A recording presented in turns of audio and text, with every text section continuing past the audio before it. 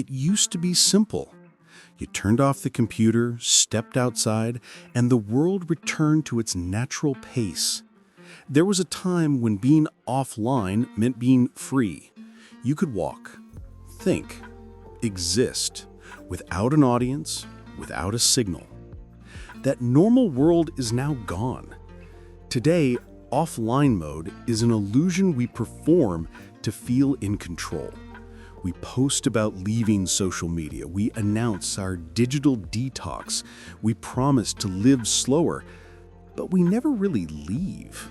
Even in silence, we remain connected by habit, by memory, by the quiet expectation that someone, somewhere, is still watching. You can turn off your phone, but not the part of you that waits for it to light up again. Even in airplane mode, the network hums inside your head, a constant, low-frequency awareness that you could be missing something. Offline doesn't mean away anymore. It means waiting. We didn't lose our ability to disconnect because of technology. We lost it because connection became the new measure of existence. And nobody wants to stop existing even for a few hours. We like to tell ourselves that we can disconnect whenever we want. It's almost a ritual now, deleting your favorite app, switching to airplane mode, calling it digital detox.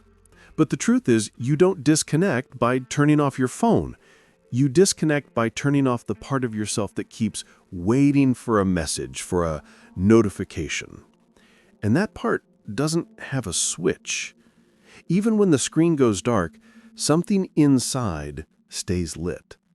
A small, silent thread that keeps you tethered to the invisible network of everyone and everything. You think you're resting, but you're just waiting for the next vibration, the next sound, the next reason to look at your screen again. Offline mode simply doesn't exist anymore. It's just the pause between two signals, a space that already belongs to the next notification. We used to escape the noise by stepping outside. Now the noise follows. It's inside your pocket, inside your pulse, inside the way you check the time and accidentally check your online life. The internet stopped being a place you visit. It became the air you breathe. The internet used to be something you used as a tool. You logged in, did what you needed, and logged out. It had edges, a start, an end, a boundary you could step over. But somewhere along the way, it stopped being a tool and became the environment itself. It no longer connects separate worlds, it is the world. The moment you wake up, it's already there, whispering your name through notifications, updates, news, and messages you didn't ask for but somehow still need to read. It's no longer about devices. You don't hold the internet in your hand anymore. It holds you.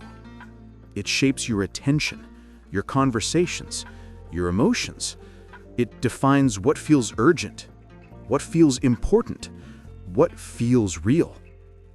We used to say, "I'm going online." Now we say nothing, because we never left. Even time itself changed. We don't live in hours or days.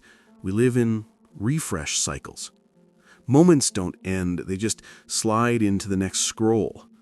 Every pause is a prelude to more content, more reaction, more digital noise. The internet doesn't demand your attention, it replaces it. It turns silence into an error message, stillness into guilt. And maybe that's why disconnection feels impossible now. Because we don't stand outside the network anymore. We breathe it. Every era has its own kind of labor. Ours is the labor of attention. We don't dig, we don't carry, we don't forge, we focus. Or at least we try to. Each time you open a screen, there's a small negotiation. Your mind in exchange for a moment of stimulation. You pay not with money, but with presence. The system takes a few seconds here, a few minutes there, until you start to notice that whole days have dissolved into fragments, perfectly measured, beautifully optimized, completely unremembered. Attention became a tax we pay simply for existing in public. You can't opt out. You can only decide where to spend it. And wherever you spend it, someone else is collecting. The strange part is how natural it feels. We scroll as if it's breathing, unconscious, automatic, necessary. Silence used to calm the mind. Now it triggers withdrawal. Offline once meant peace. Now it feels like being locked out of your own life. The economy has changed, but so have we. We stopped guarding our time because we started confusing distraction with connection. Every notification looks like a door, but most of them open into nothing, just another room that loops back to the same hallway. And yet we keep walking, because stopping would mean facing how much of ourselves we've already spent.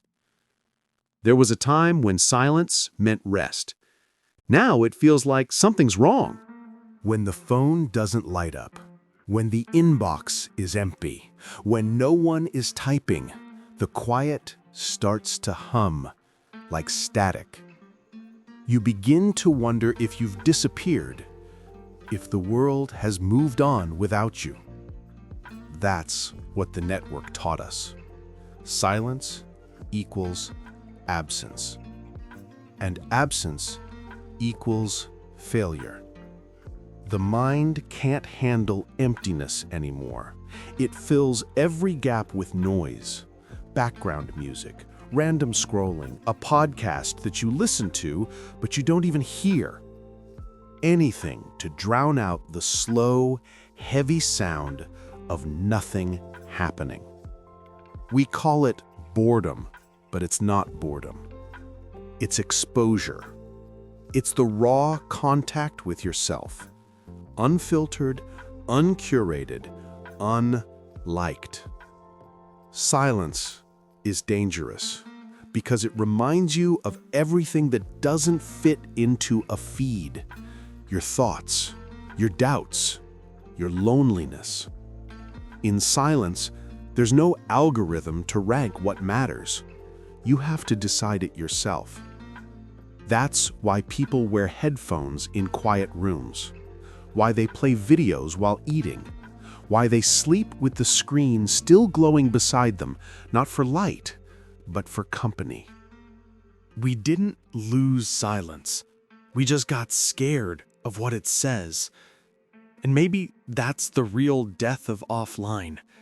Not that we can't turn things off, but that we no longer know who we are without the connection.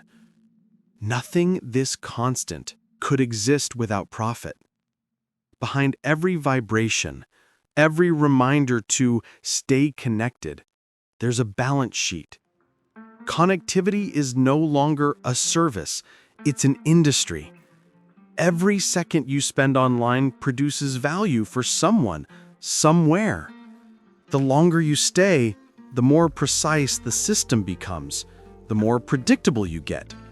It learns your rhythm, your pauses, your late-night searches, your fears. The product isn't the app. The product is your reaction to it. Attention turns into data, data turns into insight, insight turns into money. A cycle so seamless it feels invisible. We call it convenience because that's easier than calling it extraction. The goal was never to connect us. It was to keep us connected. Connection without interruption. Endless, effortless, profitable. In this economy, even loneliness becomes monetizable. You can stream your sadness, post your doubt, measure your grief in clicks. The system doesn't judge, it just records. The tragedy isn't that we're watched. It's that we've learned to perform for the watcher. What used to be private now feeds the machine. One confession, one selfie, one thought at a time. And it doesn't matter whether we're happy or broken. The signal looks the same either way. Connectivity won. But something else got disconnected in the process. The idea that we could exist unseen and still matter. Permanent connection changes the shape of the mind.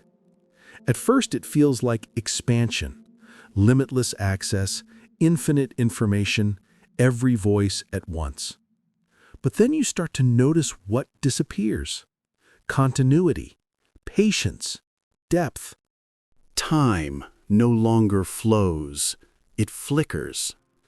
Your thoughts don't talk anywhere, they refresh.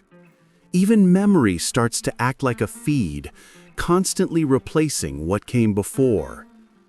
The body still lives in natural rhythms, sunlight, hunger, sleep, but the mind follows notifications. You wake up when the phone wakes up. You rest only when the screen runs out of things to show you. It's a strange kind of exhaustion, not physical, not even emotional, just a dull sense that your attention has been mined and sold, and now there's nothing left to spend. And because you can't see the damage, you doubt it's real. There are no bruises from being connected too long, no scars from too many tabs open, only the quiet fatigue of knowing that your inner world has become public property. Offline once gave us recovery. Now it's just another mode of waiting for the next signal, the next hit of relevance, the next reason to exist again. This is the hidden cost of constant presence. You stop belonging to your own time. When everything is connected, nothing has room to grow. Every thought is interrupted before it can unfold. Every emotion explained before it can be felt. We live in permanent commentary. The pause, the space where ideas used to form, has been filled with updates. Moments no longer mature into memories. They evaporate into content. The second something happens, it's already being documented, edited, uploaded. And once it's online, it stops belonging to you. We used to have private time, hours that weren't meant to be shared. Now, privacy feels selfish, even suspicious. Silence looks like absence. Reflection looks like disinterest. The world wants proof of your existence every few minutes. But creation needs stillness. Understanding needs distance. You can't hear your own voice over constant connection. Without offline, we lose depth.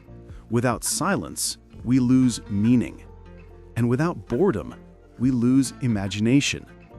Boredom once opened doors. Now it triggers anxiety. We treat every gap in attention as an error to be fixed. Every quiet moment as a system crash. But it's inside those gaps that we used to meet ourselves. To never log out is to live without edges. No beginning, no end, no rest. Just one long scroll through a life that's always visible but rarely lived. There's no real way back to the old offline.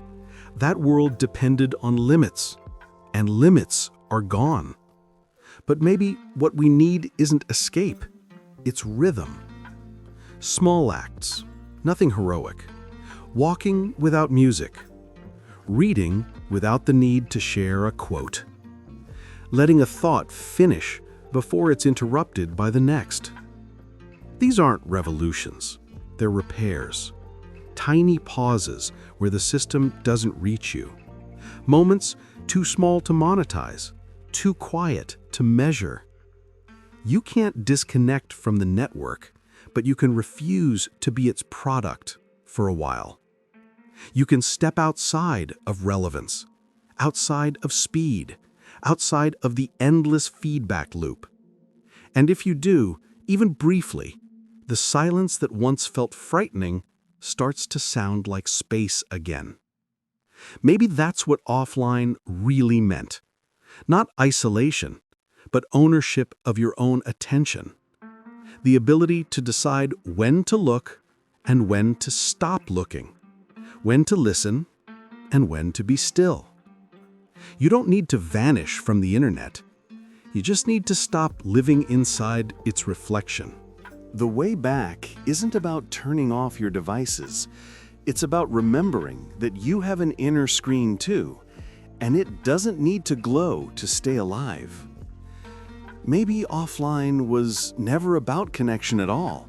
Maybe it was about silence, the kind that doesn't ask for proof, or likes, or updates. The world won't go back. The wires are too deep, the habits too soft to break. But somewhere beneath all the signals, a smaller, older rhythm still exists. It's the sound of nothing happening, the space between thoughts, the breath between words. That's where presence lives, not in what we share, but in what we keep. The internet will keep expanding, learning, feeding on everything we give it. It will grow faster, smarter, more alive. And still, there will be moments when the screen fades to black, and for a second, you feel that quiet returning. You'll notice your own breathing. You'll remember that you exist even when no one is looking. Maybe that's the new offline. Not the absence of signal, but the return of self.